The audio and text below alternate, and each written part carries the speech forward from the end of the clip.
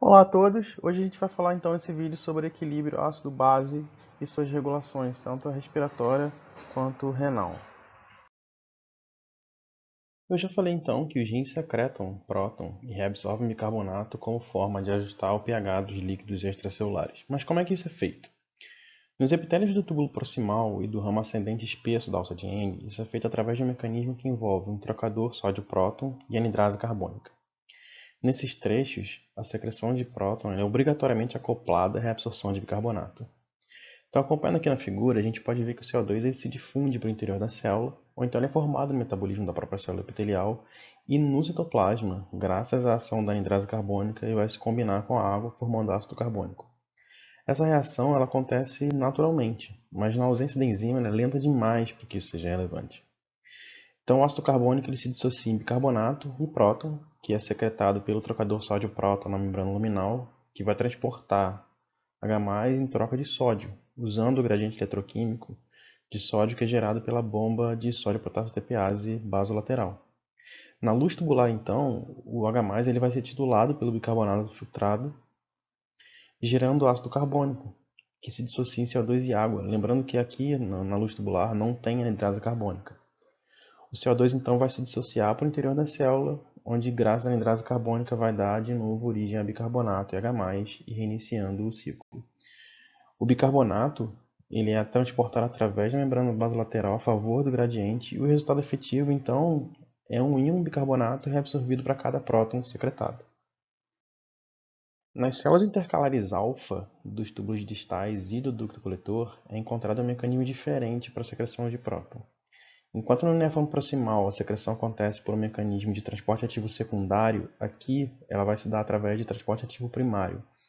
Você tem dois transportadores luminais que são responsáveis por esse transporte: a próton-TPase vacuolar e a bomba de próton-potássio ATPase. Essa é basicamente a única diferença entre os mecanismos proximais e distais. A secreção de próton ela continua acoplada à reabsorção de bicarbonato, porque o próton continua sendo titulado por bicarbonato no túbulo distal. É importante notar que mesmo que esse trecho seja responsável por apenas 5% do próton secretado, contra 85% lá no túbulo proximal, aqui você percebe a maior possibilidade de redução do pH do ultrafiltrado. O pH mais baixo que pode ser atingido pelo fluido tubular quando sai do túbulo proximal é pouco menor do que 7. Mas o fluido tubular ele pode deixar os ductos coletores com pH de até 4,5.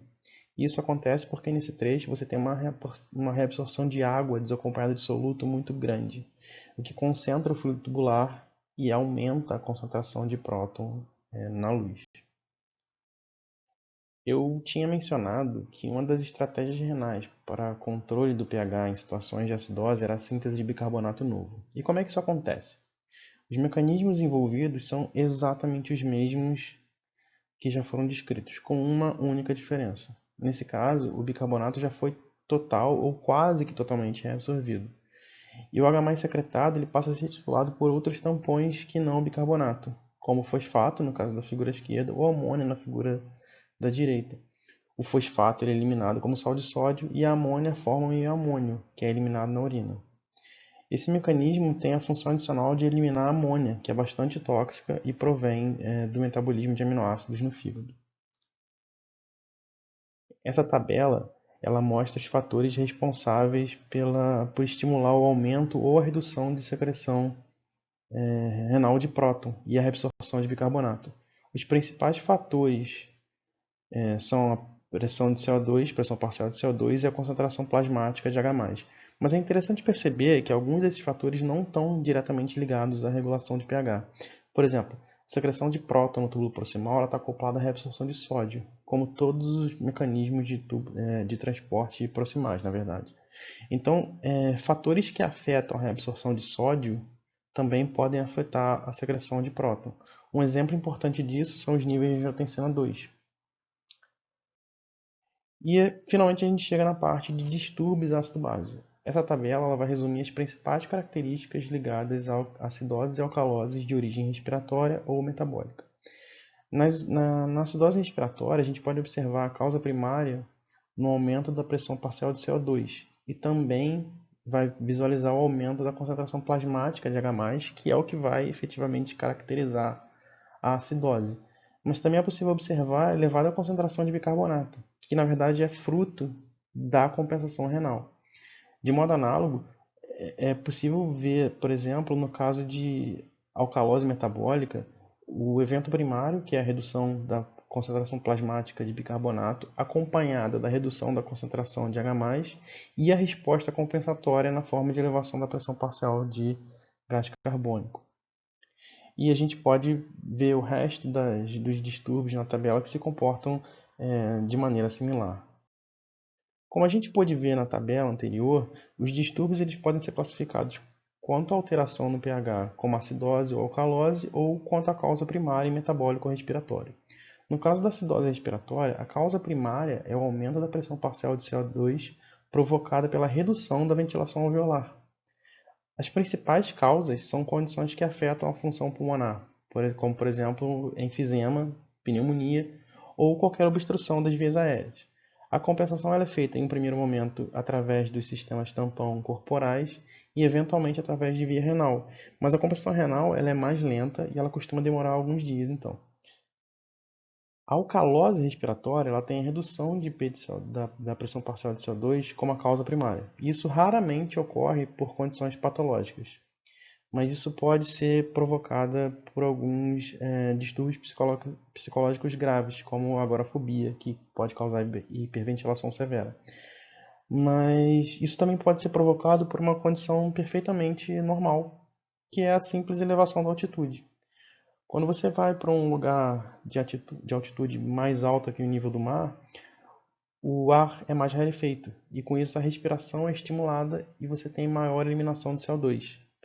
A compensação novamente vai se dar em um primeiro momento através de tampões e eventualmente através da regulação de transporte tubular de próton e bicarbonato.